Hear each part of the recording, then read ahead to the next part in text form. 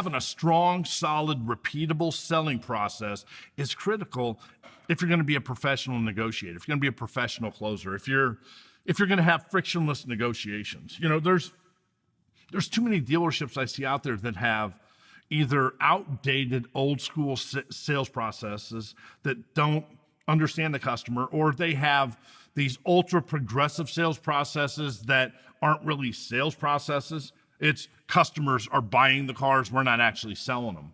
I mean, you want to be great at selling, closing, negotiating.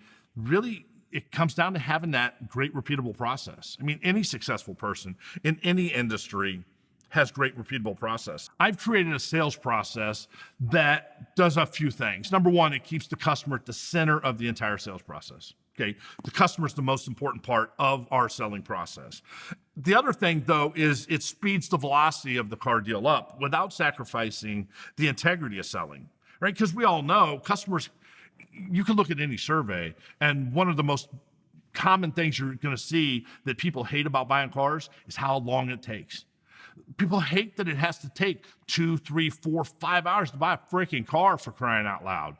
So how can we have a good repeatable process that is going to be fast, efficient, and still get the job done? Well, it's really simple. I call it the sales quadrant. Okay, it's very simple. It ties right in with the buyer's quadrant, but quadrant 1 is all about reassuring the customer. Okay, that customer comes on the lot. I want to interrupt the pattern of what their expectations are or past experiences are. So my job is to put them at ease. I want to walk around their car. Whatever they pulled up in, I'm going to walk around their car and get them talking. I'm going to have conversations with them. I'm going to learn about them, their kids, where they work. I'm going to see the real estate signs in their cars. I'm going to see bumper stickers. Hell, look in most people's cars, you're going to learn pretty much their entire life. So walk around their car and genuinely care about the customer. Just have a conversation. Get to know them. Find out what they like best about it that they want on their next car. What they didn't like about it that they want different. What type of driving they're doing. What they're looking to accomplish. And once you have that conversation, you completely interrupt the pattern.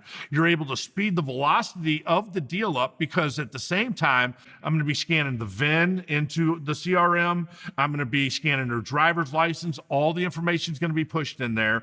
Now we're going to be able to do an appraisal while we're on a demo. So when we come back from the demo, we've already got the worksheet pretty much ready to go. So quadrant 1, it's basically your pre-demo trade walk. Walk their car, get to know them, lower their guard. Now when I get to quadrant 2, I'm doing a high-performance presentation demonstration. With the high-performance presentation demonstration, I believe the old-school style presentation demonstrations are dead. I don't believe you should be doing this 45-minute walk around, 6-point walk around where you're doing 3 fabs at each point, butterflying the cars, having hoods and trunks open. I mean, people, they don't have the bandwidth for that. Okay, it's not about how long you spend in your presentation demonstration. It's not about how many features you cover. Your presentation demonstration in today's world is about the impact you're making on that customer's mental ownership. It's that simple. Customers must take mental ownership before physical and financial ownership.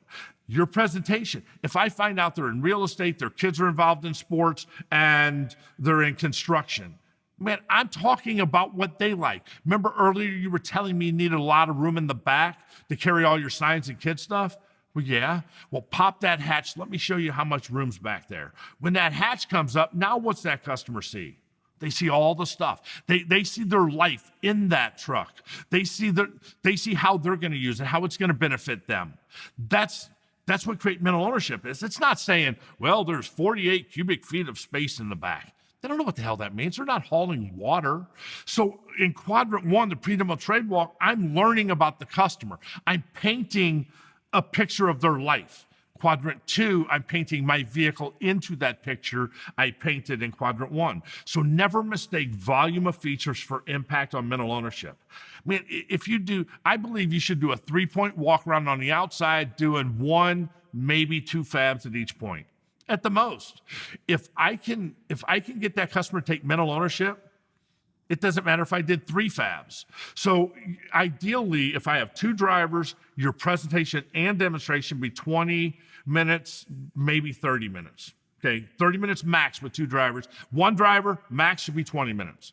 So we're speeding the entire deal up. 15 minutes pre-demo trade walk, 20 to 30 minutes in my presentation demonstration. Quadrant 3 now is all about your transition inside.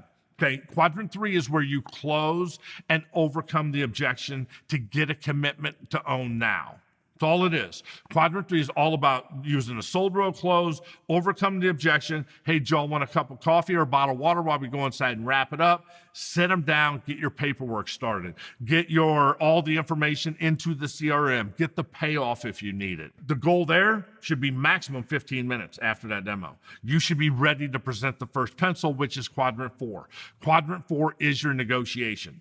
Okay, within that negotiation, it shouldn't be longer. Man, if you're going over 30 minutes in your negotiation, good luck. It's taken way too long. The ultimate goal, if you follow the sales quadrant, it should be about an hour, 15 minutes, and that customer should be ready for F&I. So your job, 15 minutes in the pre-demo trade walk, max. 20 to 30 minutes presentation demonstration, transition them inside, should be about 10, maybe 15 minutes, and that negotiation, 30 minutes. Now you're at about that hour and 15 minutes, and that's what it's going to take to deliver an exceptional experience to the customer, because never forget, we keep the customer at the center of this, and the thing they hate is how long it takes. So customers only have a limited amount of time. Make sure you use it wisely.